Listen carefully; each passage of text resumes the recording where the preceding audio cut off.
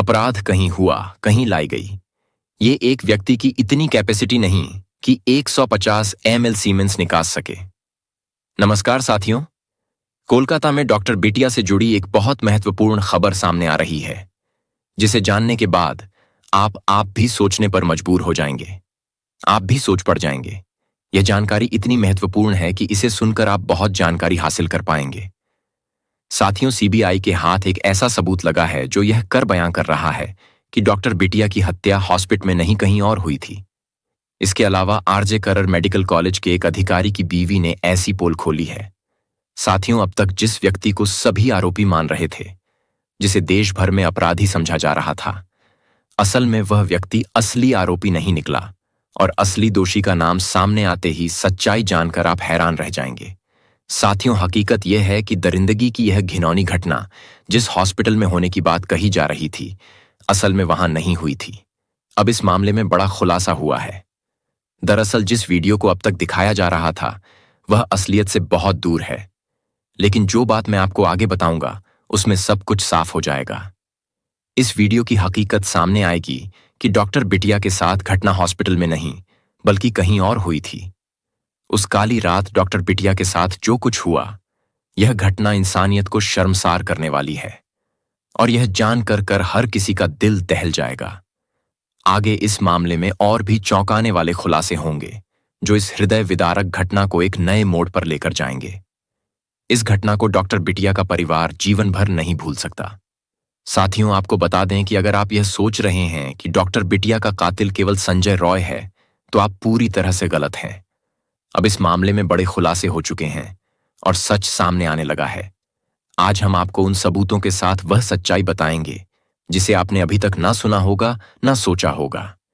यह सच्चाई इतनी ने वाली कि इसे जानने के बाद आपके सोच में पड़ जाएंगे और आप यह सोचने पर मजबूर हो जाएंगे कि आखिर यह इतना बड़ा खेल कैसे रचा गया। साथियों, यकीन मानिए, कोलकाता डॉक्टर बिटिया के केस को लेकर जो बातें सामने आई हैं, उससे यह तो पक्का हो गया है कि जल्द ही डॉक्टर बिटिया के कातिलों को फांसी होने वाली है। हम इस पूरे मामले की तह तक जाएंगे और आपको विस्तार से बताएंगे कि उस रात वास्तव में क्या हुआ था। लेकिन वीडियो में आगे बढ़ने से पहले आपसे एक ही रिक्वेस्ट है कि अगर आप भी इस डॉक्टर बिटिया को इंसाफ दिलाना चाहते हैं, तो डॉक्टर बिटिया के लिए, उस बेचारी बिटिया के न्याय के लिए कमेंट बॉक्स में justice for Kolkata female doctor जरूर लिख दें। साथियों, हम और हमारी पूरी टीम इस डॉक्टर बिटिया को इंसाफ दिलाने की लगातार प्रयास कर रही है। इसीलिए इस वीडियो पर एक लाइक तो बनता है। फटाफट वीडियो को लाइक कर दीजिए। साथियों, जैसा कि सीबीआई को संजय राय ने बताया कि जब मैं हॉस्पिटल के सेमिनार हॉल में गया, तो पहले से ही डॉक्टर बिटिया की डेड बॉडी उस सेमिनार में पड़ी हुई थी, खून से लथपथ थी। जब मैंने देखा तो मैं घबरा गया और लड़खड़ाते हुए किसी चीज से टकरा गया और वहां पर हमारा एयरफोन गिर गया। हमने डॉक्टर बिटिया को नहीं मारा है। ये तो एक बात हो गई। दूसरी बात यह है कि सीबीआई को एक और सबूत मिले थे, जिसमें बताया गया था कि डॉक्टर बिटिया जब चेस्ट मेडिसिन रूम में जा रही थी, तो डॉक्टर बिटिया के पीछे कई लोग फॉलो करते हुए चेस्ट मेडिसिन की ओर जाते हुए देखे गए थे।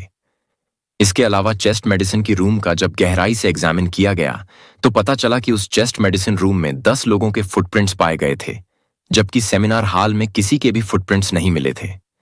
दोस्तों, अब आप लोग सोच रहे होंगे कि क्या चेस्ट मेडिसिन रूम में डॉक्टर बिटिया को मारा गया था, उसके साथ इतना जघन्य अपराध किया गया था? तो दोस्तों, मैं आपको बता दूं, यह भी सच नहीं है। जब आप सच जानेंगे तो आपके होश उड़ जाएंगे। सबसे हैरानी वाली बात तो यह है कि सीबीआई को कंफ्यूज करने के लिए सीबीआई को यह पता न चले कि असली जगह कौन सी थी जहां पर डॉक्टर बिटिया के साथ इतना बड़ा जघन्य अपराध हुआ। सीबीआई के माइंड को इस तरह डाइवर्ट करने की कोशिश की गई कि सीबीआई को यह पूरी तरह से लग जाए कि डॉक्टर बिटिया के साथ जो जघन्य अपराध हुआ, यह सेमिनार हॉल में ही हुआ था। उसके बाद सीबीआई की पूरी नजर और कहीं ना जाकर कि इसी सेमिनार हॉल के इर्द गिर्द ही घूमती रहे और इसी में सीबीआई फंसती रहे। दरअसल डॉक्टर बिटिया के साथ हुए अपराध के तुरंत ही बाद जिस तरह सेमिनार हॉल को तोड़ा गया, जिस तरह सबूत को मिटाने की कोशिश की गई, यह पूरा मामला सिर्फ और सिर्फ सीबीआई को डाइवर्ट करने के लिए किया गया था। और इससे रिलेटेड सीबीआई के हाथ एक ऐसा सबूत भी मिल गया है जिससे अपराधी के मास्टरमाइंड का पूरा खेल समझ में आ गया है। दरअसल सीबीआई के हाथ एक ऐसा लेटर लगा है जो इस केस में एक अहम सबूत माना जा रहा है। और यह लेटर किसी और ने नहीं, खुद संदीप घोष ने लिखा था, जिसमें संदीप घोष ने पीडब्ल्यूडी से सभी विभागों के डॉक्टरों की कमरों की मरम्मत और रिकंस्ट्रक्शन करने के लिए कहा था। पहले यह समझा जा रहा था कि पीडब्ल्यूडी को रिनोवेशन का काम शुरू करने का निर्देश आरजी कर मेडिकल कॉलेज के किसी प्रशासनिक अधिकारी ने दिया था, लेकिन परमिशन लेटर मिलने के बाद यह साफ हो गया है कि घोष को रिनोवेशन कराने की जल्दी थी। इन्वेस्टिगेशन कर रहे अधिकारियों का कहना है कि इस डॉक्यूमेंट से यह साफ हो रहा है कि घोष को रिनोवेशन कराने की जल्दी थी। लिहाजा यह डॉक्यूमेंट डॉक्टर बिटिया के रेप मर्डर केस के बीच कड़ी जोड़ने में मदद कर सकता है। इसके अलावा डॉक्टर बिटिया का जो डीएनए रिपोर्ट आया है, उसके हिसाब से सिर्फ और सिर्फ संजय राय को ही असली कातिल माना जा रहा है। लेकिन जिस तरह संदीप घोष का लेटर मिलना, सीन ऑफ क्राइम को तहस नहस करना, एक 150 ईमेल सेमन का मिलना, इसके अलावा यह भी हो सकता है कि यह दर जो कि काफी पावरफुल बताया जा रहा है, हो सकता है कि पैसा देकर डीएनए रिपोर्ट को भी बदलवा दिया हो। जब इतना कुछ कर सकता है तो यह भी कर सकता है। यह सारी बातें यह स्वीकार नहीं कर पा रही हैं कि डॉक्टर बिटिया के रेप और मर्डर में सिर्फ और सिर्फ संजय राय ही था। इसमें संदीप घोष के अलावा कई और बड़े चेहरे भी हो सकते हैं, इसलिए सीबीआई भी अभी कंफ्यूज में है। सीबीआई अभी फाइनल नतीजे पर नहीं पहुंच पाई है, इसलिए सीबीआई ने डॉक्टर बिटिया के शरीर से जो 150 मिलीलीटर सीमन मिले थे, उसके हिसाब से फिर से डीएनए रिपोर्ट तैयार करने के लिए एम्स के डॉक्टरों को कहा गया है कि फिर से इसकी बारीकी से एग्जामिन कीजिए, डॉक्टर बिटिया के डीएनए की फिर से जांच कीजिए, क्योंकि अभी हमें कंफ्यूजन है। सारे सबूत जो मिल रहे हैं, इसको देखते हुए यह यकीन नहीं किया जा सकता कि सिर्फ और सिर्फ इस पूरे वार्ड में संजय राय ही था। अब दोस्तों, यह जान लेते हैं कि वह ऐसे कौन से सबूत हैं जो चीख चीख कर बयान कर रहे हैं कि डॉक्टर बिटिया का रेप और मर्डर हॉस्पिटल में नहीं कहीं और हुआ था। दोस्तों, अभी अभी खबर आ रही है कि सीबीआई और ईडी को संदीप घोष के एक आलीशान फार्म हाउस के बारे में पता चला है। जैसे ही सीबीआई को यह खबर मिली, वैसे सीबीआई संदीप घोष के फार्म हाउस पर पहुंची। उसके बाद जो हुआ दोस्तों, अगर आप लोग सुनेंगे तो आपके होश उड़ जाएंगे। दरअसल जैसे ही सीबीआई संदीप घोष के फार्म हाउस के अंदर घुसी, चारों तरफ देखा, बारीकी से छानबीन किया, बड़े मुस्क के बाद सीबीआई को कुछ ऐसा दिखा जिसके बाद सीबीआई के भी होश उड़ गए। दरअसल सीबीआई को एक ऐसा गोपनीय रूम दिखा उस फार्म हाउस में, जिसके अंदर जाने का रास्ता एक रूम के फर्श के बीचों बीच एक होल बना हुआ था और उसको टाइल से कवर वरअप किया गया था, जिससे कि किसी को ना पता चले कि इस फर्श के नीचे भी तहखाने में भी रूम बने हुए हैं।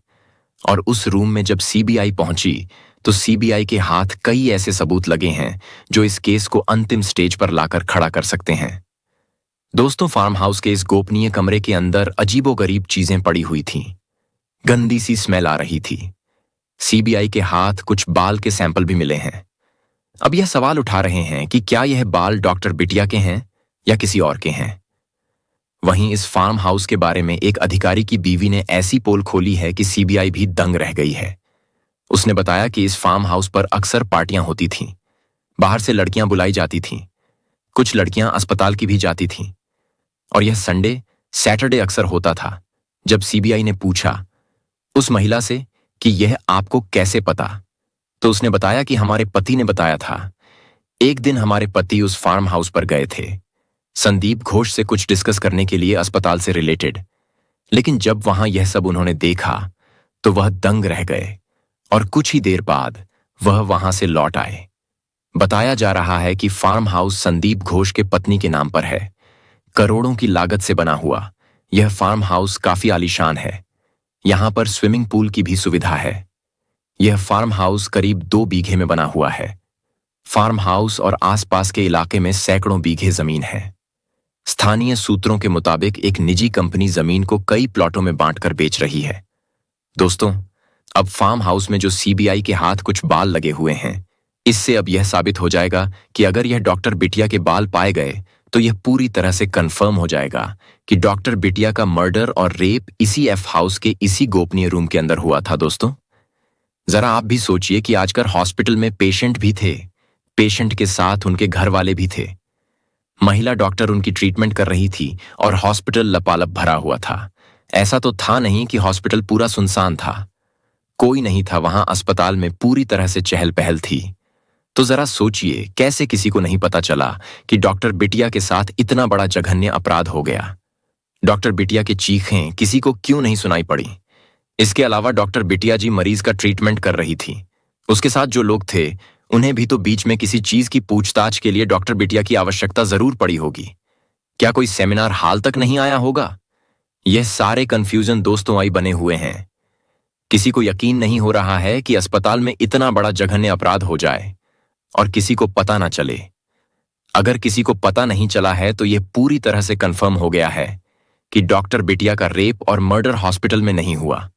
हो सकता है कि डॉक्टर बिटिया का रेप और मर्डर इस फार्म हाउस के अंदर हुआ हो।